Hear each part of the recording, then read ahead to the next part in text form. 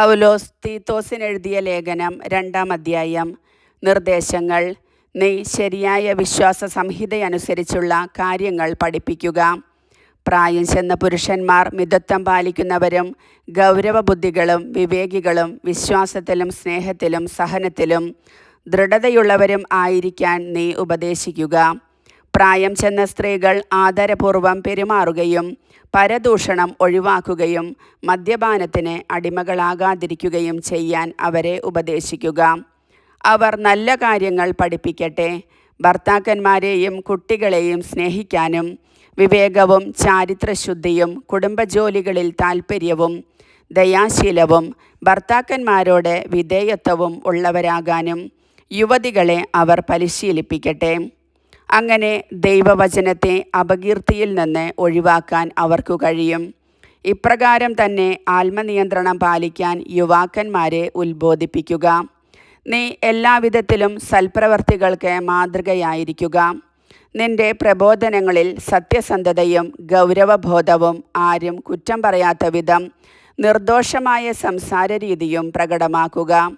അങ്ങനെയായാൽ എതിരാളികൾ നമ്മെപ്പറ്റി ഒരു കുറ്റവും പറയാൻ അവസരമില്ലാത്തതിനാൽ ലജ്ജിക്കും.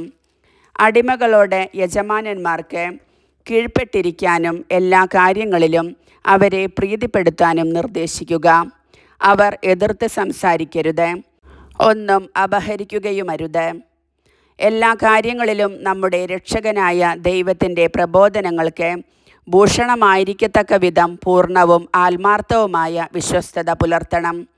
എല്ലാ മനുഷ്യരുടെയും രക്ഷയ്ക്കായി ദൈവത്തിൻ്റെ കൃപ പ്രത്യക്ഷപ്പെട്ടിരിക്കുന്നു.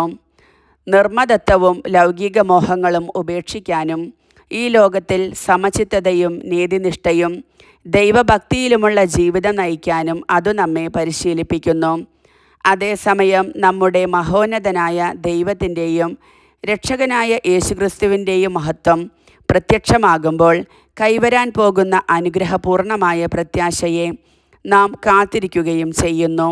യേശുക്രിസ്തു എല്ലാ തിന്മകളിലും നിന്ന് നമ്മെ മോചിപ്പിക്കുന്നതിനും സൽപ്രവർത്തികൾ ചെയ്യുന്നതിൽ തീഷ്ണതയുള്ള ഒരു ജനതയെ തനിക്കു വേണ്ടി ശുദ്ധീകരിക്കുന്നതിനുമായി നമ്മെ പ്രതി തന്നെ ബലിയർപ്പിച്ചു.